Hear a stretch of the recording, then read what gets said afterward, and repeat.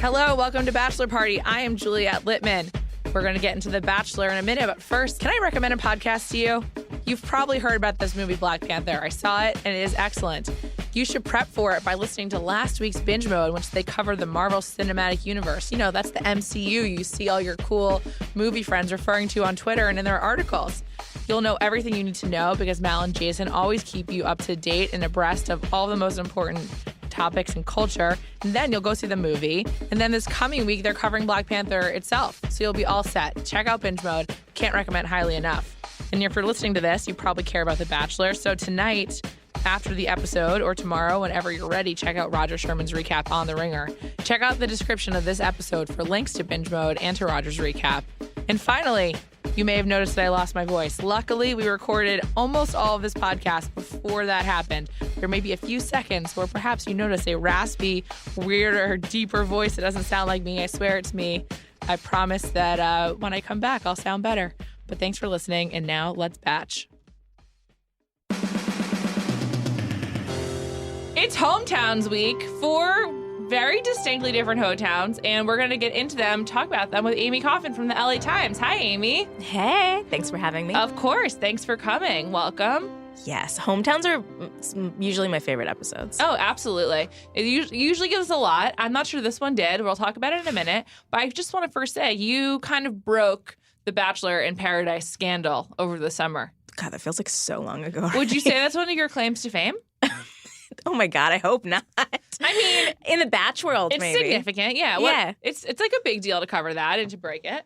Yeah, that was crazy. I mean, the way that ended up playing out is not how I expected. Now that we're a Bachelor season and Winter Games deep, doesn't that feel like no one cares anymore? Absolutely. I thought this season, I was worried about how this season was going to go, kind of in the Me Too era. I know. And what do you think about that Kareem Abdul-Jabbar column? Which one? He wrote a thing like, oh, you can't watch it anymore? In the Me Too era. Yeah. It's still kind of weird, but for some reason, this season feels like a throwback, and it feels it actually feels like the women are getting more credit than they usually do. So I'm pleased about that. Not to say this is like, a progressive feminist show, but I don't know. It hasn't been as uncomfortable as I was expecting, and I do think they have made some changes that made it less troubling and problematic. What do you think?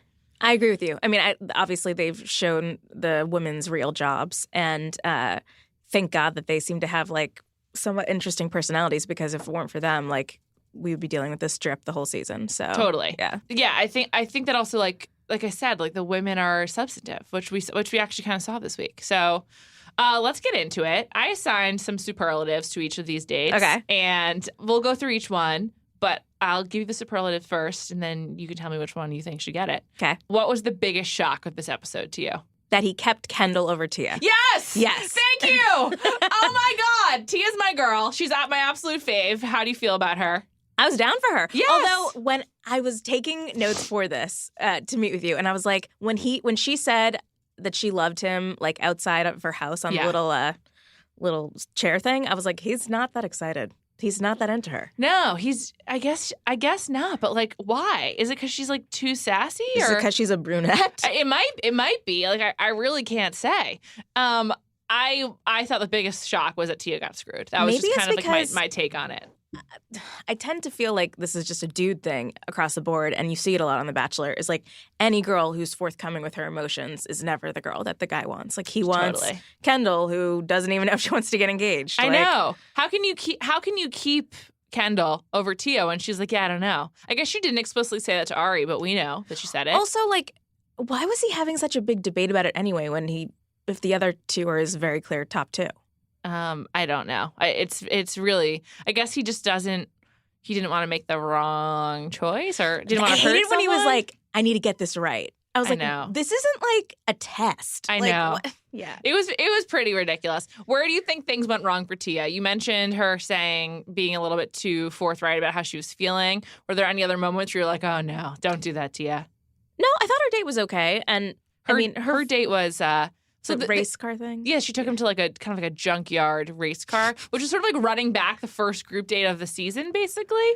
He seemed genuinely excited, though, when they rolled up. And they had an outfit prepared for him. Did you catch that? He changed into a racing outfit. Yeah, I also like how he was I'm really going to show off and what's that called when you do the turns with all the dust? Figure eights or something? Yeah. He was like going for it. I made that up. I don't know if that's the correct terminology. Okay. Please weigh in, race car enthusiast. Yeah, exactly.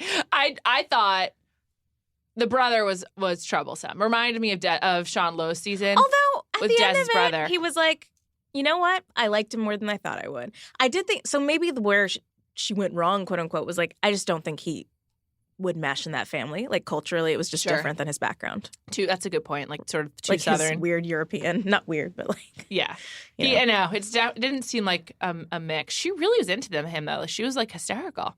That was sad. Did you feel sad during that, or are you like kind immune of to it? Kind of, but I don't want her to be with Arie. I want her to be the Bachelorette. Well, all right. We'll get to that after I guess we go through them because we got to do our Bachelorette odds. Yeah, absolutely. But I guess I was sad. She just seemed like really like genuinely devastated.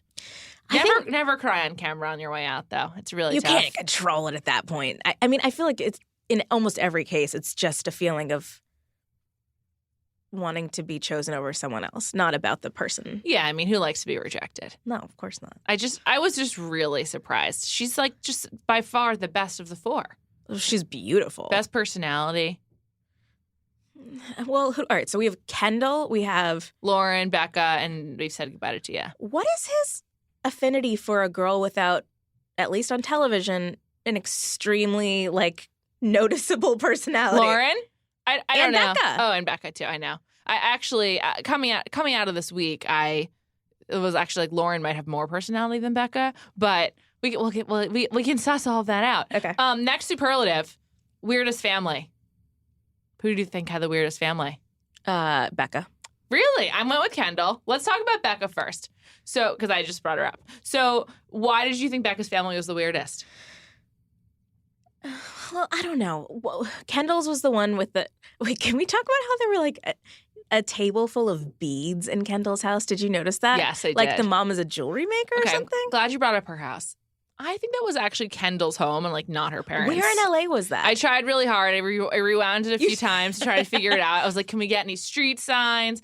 Very tight shots. It looked like a home that isn't lived in that much and was like overstuffed with trinkets. So I think it's either Kendall's home or not, none of theirs. And it was like just a place to be film in LA. Kendall's. It did not seem like a parent's house though.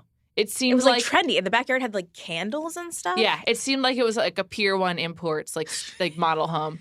But wait, what were her parents? No, her parents seemed normal. I mean, the twin, you think? Her sister was like from a different part of the country. Like they're identical twins, but they looked so different. She wasn't quirky. Quirky, as Arie says. Why can't he say that word? There's a lot of things he can't do. Okay, but so like to go back to the original question of like he's cut maybe women who were a little bit more educated, like Jacqueline and who was the other one who like went to school? Jacqueline and Tia both had graduate degrees. CN. And CN, yeah. CN went to Yale. And I don't know the educational background of Becca and Lauren, but like it seems like he's not the Nick Viall. He's not picking like Nick Viall. He doesn't want the woman who's like sassier than him. No. And like maybe that's why he didn't like Tia. Like she's too strong of a personality. I think ultimately he likes these boring girls. Like I think he's like intrigued by the smart ones, but ultimately he just wants like the kind of like fade into Arizona life with me. Like just is that what it is? Like why does he like that? I don't know. I think that he's intrigued by like the challenge of someone like Kendall or Tia, but like at the end of the day, he's just clearly so into Lauren. Like there's no question. It's so baffling when they kept being like, when each of them were saying we're just so similar. I was like, what? Like I know. What do you have in common? We haven't seen it whatsoever. Even he speaks more than you. Like I know. I was astounded. It's really true. Let's dig a little bit deeper into Kendall before we move on. Okay. How would you define her sister's style? I was really taken by it, as you can probably tell. I do remember being shocked that there was the pink kimono, the pink like silk kimono, and then like what was the bottom? Was it jeans? I thought it was a skirt, actually. I remember they just clashed. I was like, this is an interesting choice. It looked like, I thought she looked like a character from Sabrina the Teenage Witch. Oh, like the Melissa Joan Hart edition or something like that. And then like Kendall was wearing, by the way, Kendall and Kylie. I know, it's amazing. Amazing. And Colton is like a name the Kardashians, like Kris Jenner might have used if she spelled it with a K. Like it's kind of cute, incredible. By the way. Yeah, he was. Colton is like really on brand for the Kardashians too. I couldn't believe it. I was impressed. That's so true. Yeah, she was just wearing a romper, Kendall. Yeah. I was like, I all liked right, it. we're going cash. I do like her. I was wondering where that taxidermy like room is though, because it wasn't in her home, I don't think. It seemed pretty prepared. Why do you think they staged all of these activities for the 4 dates? Each one was defined by like Kendall is the girl who does taxidermy, so taxidermy date. Like Tia is like a down home girl, so like let's get like you like rugged or something with the car racing. And Right. Becca's like really sweet and like perfect for your Christmas card, so let's go apple picking. And what was Lauren's activity? I don't even remember. Horse riding on the beach. Horse riding on the beach. Right. And No, I thought it was a pretty, like, I feel like that's usually the kind of, like, they had a mix of very specific and, like, you know, generically romantic or whatever. yeah. Okay, the mouse stuffing. Yes, the mouse stuffing with Kendall. Oh, rat stuffing. Were you disgusted or were you like, this is funny? It just seems so fake to me that I didn't really. I was like, okay, this is not like real taxidermy. I don't believe that for a second. But you don't think it was a real rat? No, I don't. Because then at the end when they like showed them like in like the diorama, I was like, that's not real.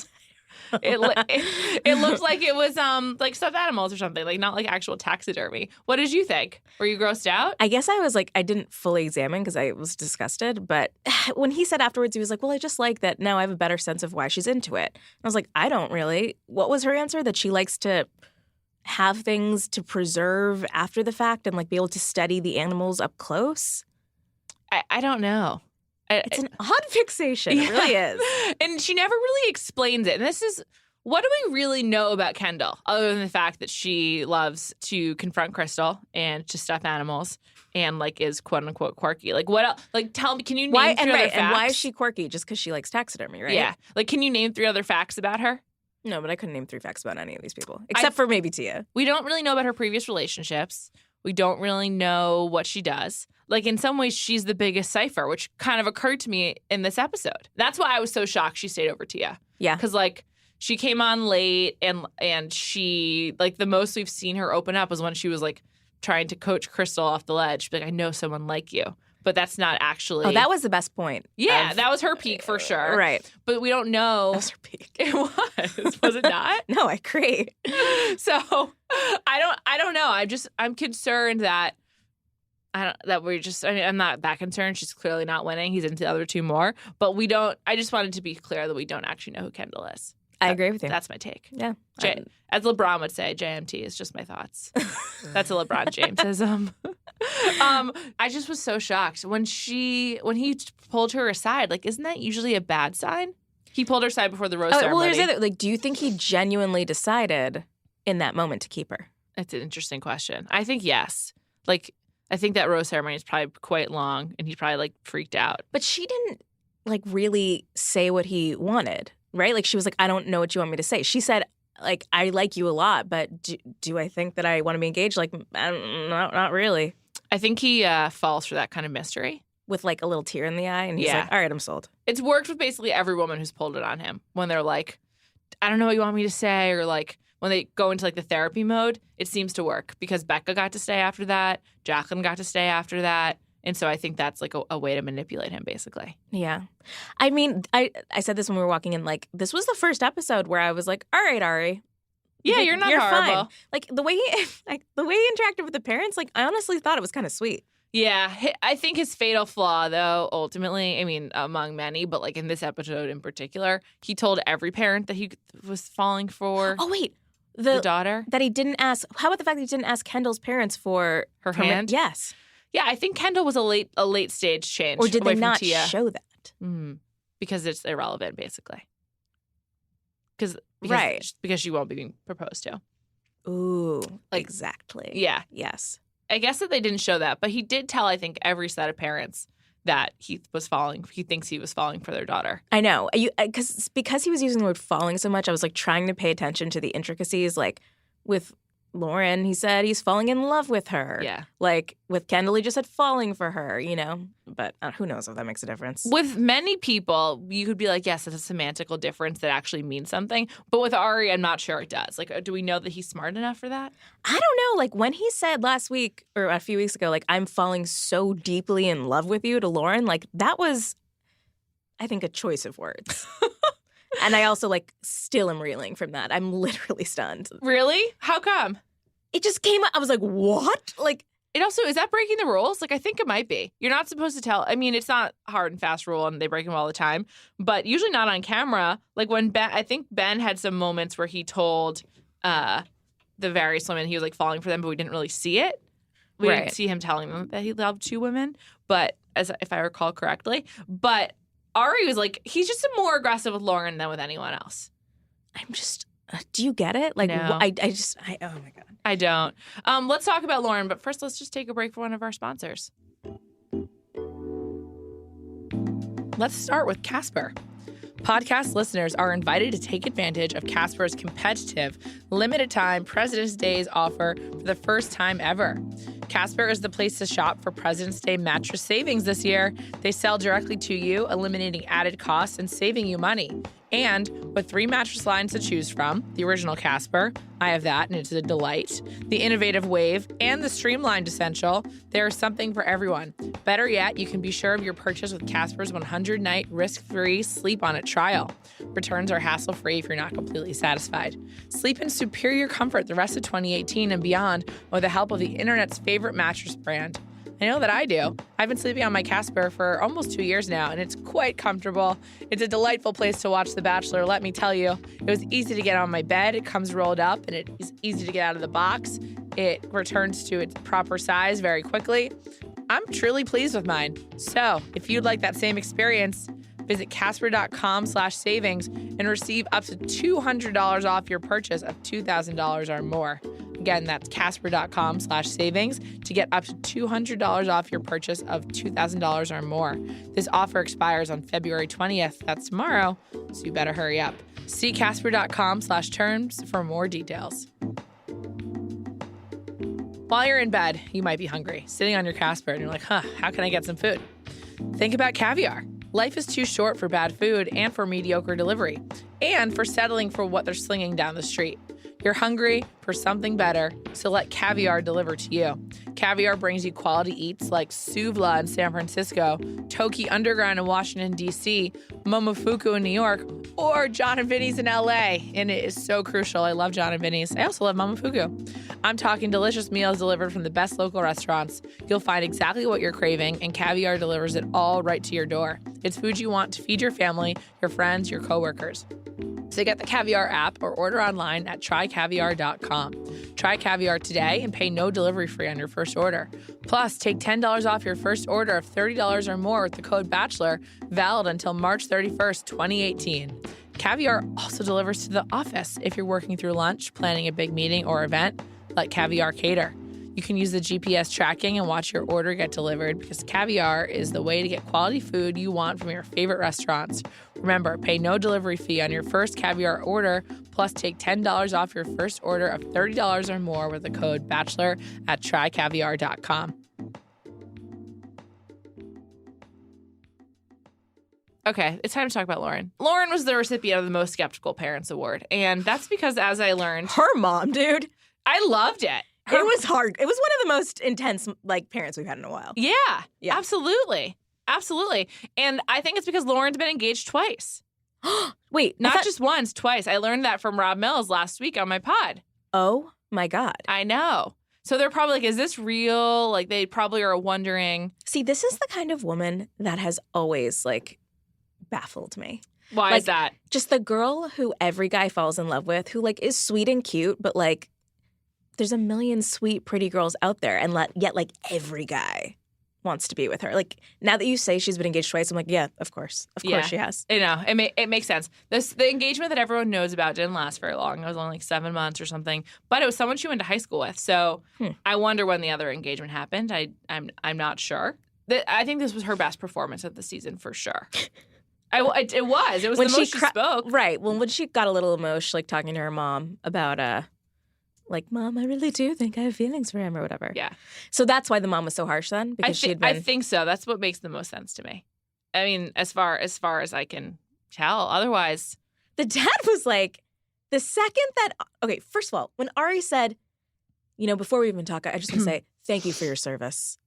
That was insane. I cannot, Arie. I know. Except that the guy took it hook, line, and sinker and was like, you've been in you went to Iraq? Like, I know. Take my daughter. He like, loved it. Oh, he absolutely loved it. Yeah, that was a weird moment. There's been a few times this season where things just get a little bit too real. And that was one of them that I was just like, I don't feel comfortable like delving into supporting our troops with Arie and whatnot with this right now. Like, it just feels like a little bit too surface. And I don't know if we could go there. Yeah. It was tough. But I was taken with Lauren's family's home. It's a true brick colonial. It was the most on-brand home of all time. It totally was, but didn't it kind of look like a college dorm from the outside? Or like a really like fancy sorority or something. Yes, yeah. exactly. Yeah. Like I was like this. I was expecting you to have apartments and not just be like an open home or whatever. It was weird when like they were perched on that love seat and the other family was just like across the room. Yeah, I didn't really. The seating was weird, and Arie also noticed it. He called it out, and he was like, "Oh yes, we were seated really distant from them," and that was weird. But I wonder if Lauren's parents are just really skeptical because of she's been through this before, like, right. Been like, I'm in love, and they're like, don't get us worked up unless this is really the guy. Yeah, the mom seemed like she was like, I do not want to do this again. Like, I know.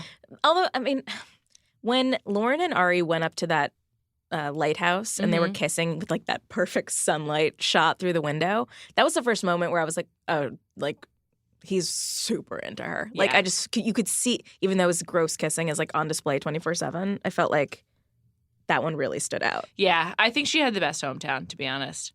What? Oh, not her family, but like the like stuff that they did together. Was progressive or whatever. Yeah. I thought that it seemed like they moved forward. He seemed pretty comfortable with her. I don't know. He's just very, very into her. I want to have a conversation related to spoilers, so I'm just going to say like major spoiler alert. ... No, I'm scared. Do you know what happens at the end? No. Oh, you don't? I don't want to know. Okay. I just think that this episode was edited in a very specific way. Yeah, we'll leave it at that. Okay. And we'll get back to Lauren and her weird family. But tell me it's more dramatic than just choosing between two people. Yes, it's more dramatic than choosing between two people. I promise. Okay. And not the ex coming back? Whose ex do you think that is that comes back? I think it's Becca's. Becca, interesting. We could talk about Becca. I find Becca to be like maybe one of the most boring contestants of all time. At least, I mean, this was the first week where I was like, okay, like, I don't hate her. Yeah. You know, like, I was like, she's sweet. You know, she's fine. But like... Becca's the recipient of the biggest surprise superlative for me, which is that she's super religious, and we had literally no idea. Wait, how was that revealed? Oh, but Uncle Gary told us that. Uncle Gary's a pastor, I believe. So, of course, he's going to say his niece is super religious. Yeah, but it did become like a center of the episode that like, oh, Becca's religious and like her faith or religion and going to church is like important to her family. And that's never come up before. And that's like actually an interesting wrinkle on Becca, but that's the only wrinkle on Becca. As far as I could tell. She seems like perfectly nice and sweet and just so lame. At least with Lauren, you're like, why are you so gun shy? Like, what are you holding back? With Becca, I'm just like, I'm not sure there's anything more than what we're seeing. There's no, like, backstory that she's hiding or something. Yeah, that's why she had to go to the apple orchard for her hometown activity. It's, like, as boring as it gets. Save it for when you're engaged for your engagement photo shoot, girl. Yeah, I guess her family members were definitely the most interesting part of her date. Just that they were, you know, that she had the uncle who was sort of the father figure. His cane was a big character. Her father passed away from cancer, and her mother also survived cancer. Right. She's been through a lot, and like I don't mean this like meanly. I like Lauren a lot, but she's just quite boring. Becca? You mean Becca? Sorry, Becca. Yeah. Excuse me. She's just quite boring. I would have to agree. I mean, I don't even like talking about her. Okay, next. She's probably gonna win, right? She is probably gonna win, right? Mm-hmm. Like it seems like. I feel like there's been so many of those in the last few years where it's like, cool, you pick the person who's like completely average. Like, I have no feelings. Like, yeah, that's a problem with The Bachelor in general, though. Like, Lauren was that as well, right? Exactly. Lauren Bushnell. Ben and Lauren B. That was exactly how I felt. And this girl literally looks like Lauren B. So. You are something of a Bachelor historian. You've written this book, Bachelor Nation. When's it coming out? It is coming out on March 6th, very soon. March 6th, quite soon. Yeah. The day after the Batch finale. Oh, nice. Yep. Where would you place Arie in like the tiers of the best and worst bachelors of all time? Not good. Low AF. I don't know. Who's before him? Who was your least favorite bachelor? Have you watched every season? So I started watching when I was like, how old were we in 2002? How old were you? In 2002, I was 16. Yeah, I was 16 too. Yes. So I don't know. It was like not a thing to watch The Bachelor in high school, you know? Yeah. Like I was aware of it, but I really only got into it a few years later. And so for the book, obviously, I tried to get all the old seasons. Like I literally called the Library of Congress. Really? And they don't exist. Really? Like, because I'm sure I've tried to download them on iTunes, and it starts at like season 8, like Jason Mesnick. Sure. So for whatever reason, like Warner Brothers doesn't license a lot of them. What was the first season you watched, like start to finish? Deanna, I think. Oh, okay. Yeah. So you've been around for a while. Yeah. What was your first season? I went back and I like watched it periodically, but I got really into it with Jake Pavelka. That was when I was like, I'm in. Yeah. And God, I miss those days when it was like. Was he before or after Jason? After. So actually, it was Jason. It started with him. Yeah. And then that was right when I got like hardcore into it. I've seen it before, but that was when I like really committed to reality TV. Who's your favorite Bachelor? Ben, 100%. No Ben question. Hickey. Yeah. Favorite Bachelor? That's like who you'd want to date or whatever. But what about? I thought it was a good season too. You did? Yeah, I liked it. I enjoyed it, but I'm so biased because I love Ben. You think Ben's season of The Bachelor was the best season of The Bachelor ever? It wasn't that dramatic. I don't know. I hated Sean Lowe. Jake Pavelka, I guess, is probably the best in terms of drama. Jason Mesnick in terms of drama. But Pavelka had Arie crying and then all the crazy shit. That, like, reunion stuff after with their breakup, like, that was iconic. Vienna and him breaking up. It was also an iconic Chris Harrison moment, which, by the way, before we move on, today's Chris Harrison TRT is 61 seconds, 1 minute and 1 second.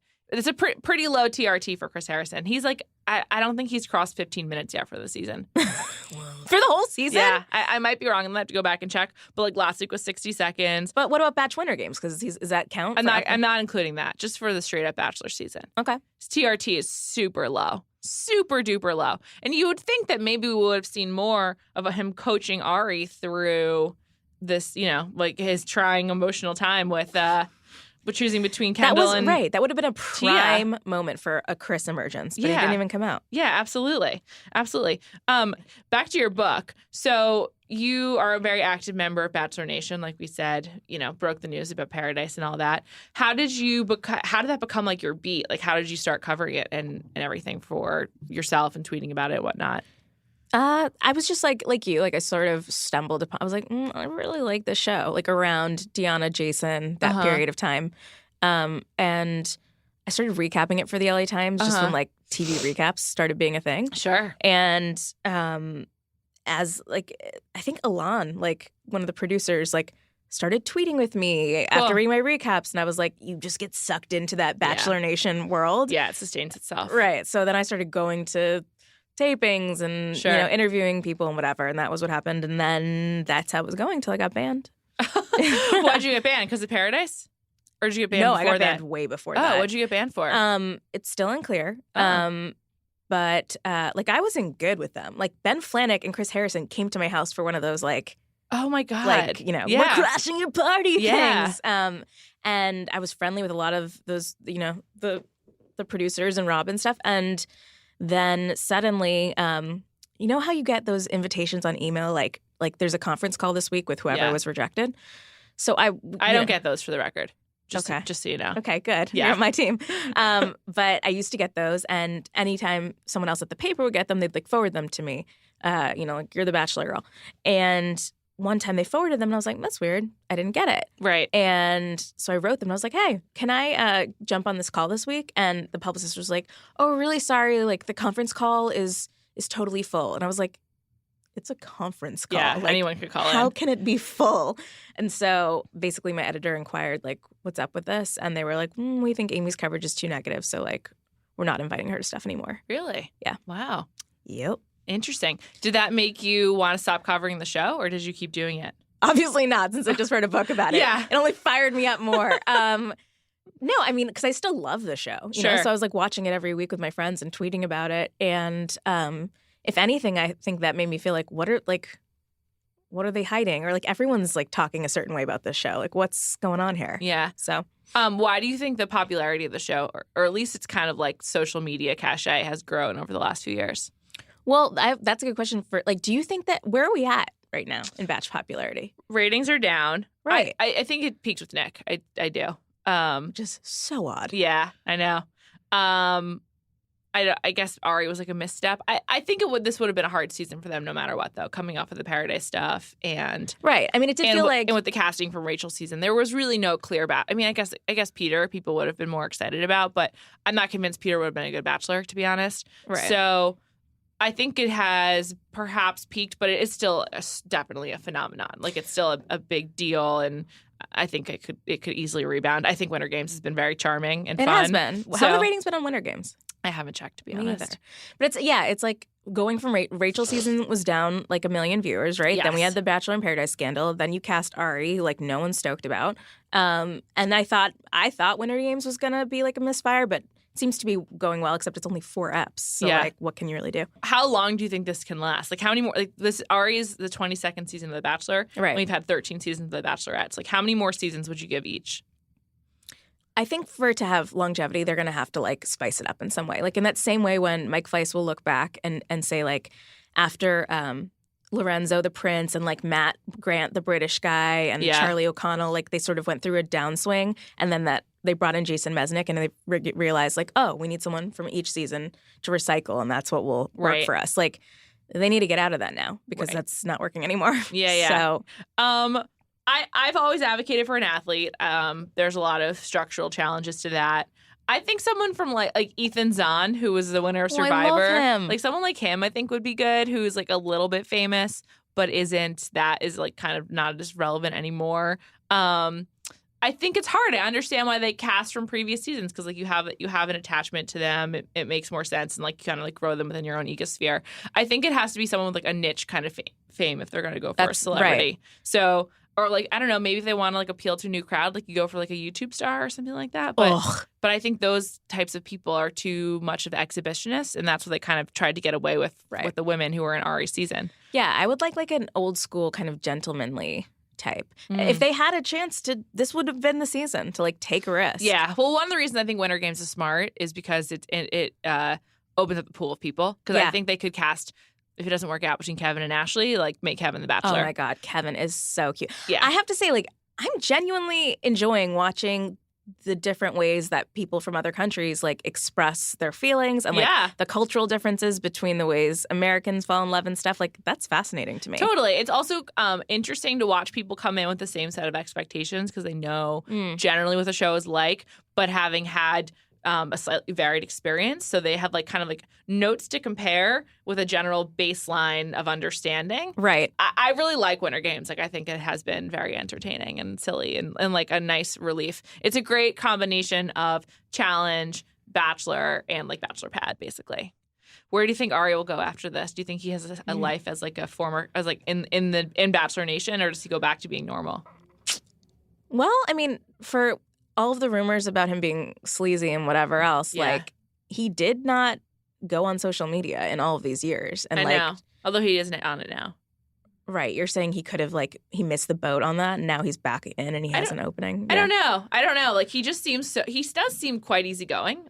I'm not sure like what really stresses him out. And so that's so true. Does he like when does he freak out? I don't know. Like Ben and Nick, and who was before Nick? Oh, I mean, who was before Chris Ben? Soules. Chris Soules. He barely got stressed out. But, like, Sean got stressed out. Arie doesn't. It's just, like, kind of like he's just along for the ride. It's, like, all going swimmingly, part of, basically. like, why it's not that interesting to watch. Yeah. I actually do like him. I've been so hard on him, but I now like him. After this week, I do, too. And the number one thing, like, I took away from writing that book and meeting so many people in the franchise was, like, I need to curb my judgments. Like, obviously, you have a podcast. You know nothing. Like, it's so fun to just talk shit about all of this. And, like, there's nothing more I love than being with my friends. And, like, it's like an energy that, you know, I hear people in my room talking about someone and trashing them. And I'm like, yeah, they suck. And you know, I'm, like, saying stuff before I even know if I mean it. Yeah. And with Arie, I'm like, is he that bad? Yeah. Like, he's not someone I date and he's not my type, but like, and I do feel disgusted by his kisses. Yes, me too. Like truly internally his revolted. Long fingers gross me out. Oh, they do. Yeah, and he's very big feet. But that being said, he seems nice. Who was the person you met and researched for your book who was the most surprising? You're like, oh, they don't suck. I actually really like them. There were some people who did suck. And Ooh. Like, yep.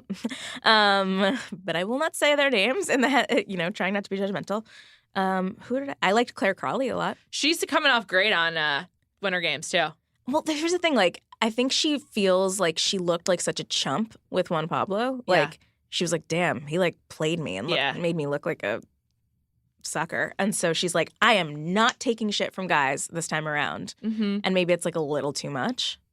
Yeah, I think that she's clearly overcorrected to her own detriment, basically. Right. But she's like pretty articulate, right? She's coming off pretty well. Yeah. And like just seems like much more normal and cool. For whatever reason, Bachelor Winter Games is painting everyone in a way better light than Paradise.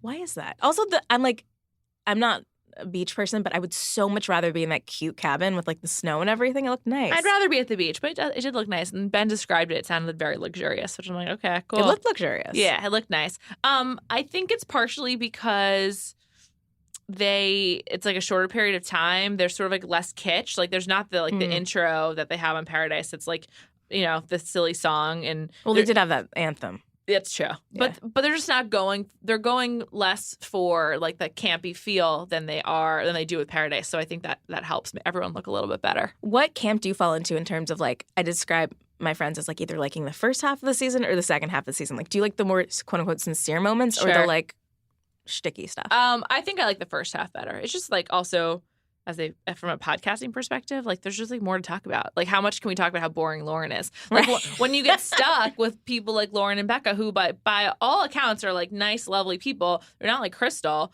There's not a lot to like really dig into because we don't know a lot about them.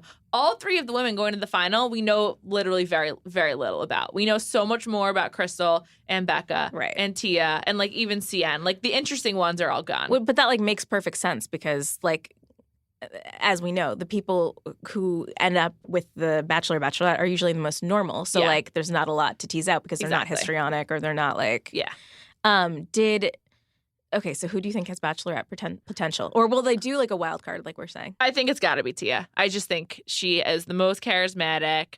I think a Southern Bachelorette would be great. We haven't had one since what, Emily? Yeah. I just think it just got to be her. What do you think? Is Becca M not like an option?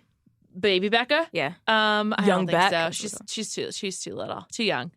I just like her though. Against my better judgment. I like her too, but she's just not ready for it. Yeah, I like Tia's just maybe too sincere. Was she the Arie of Bachelorettes? I don't know. I think that she would be fun though, because she's got a lot of opinions. She also likes to drink. A lot of boozy Tia moments this season, which I enjoyed. Amy, thank you so much for joining me on this podcast this week. We'll look for your book, Bachelor Nation, on March 6th, wherever books are sold. Woohoo. And people can read you in the LA Times and follow you on Twitter at Amy K in LA, right? Yes, not Amy Kinlaw. Who's that? Oh, that's a misread. Do people think that's what your name is? Like Amy Kins. I'm like, no, dude, no. That's really weird. Yeah. Thanks for listening. This has been Bachelor Party. Be back with the Winter Games B-side on Thursday. And next week, it's Fantasy Suites. Can't wait. Who do you think he's going to sleep with? All three. Duh. Sorry. Damn. Thanks again for listening. You can find me on Twitter at Juliet Litman, on Instagram at Juliet Litman. And lastly, if you like this podcast, please do me a favor. Rate it, review it, recommend it to your friends, get them to subscribe. Thank you.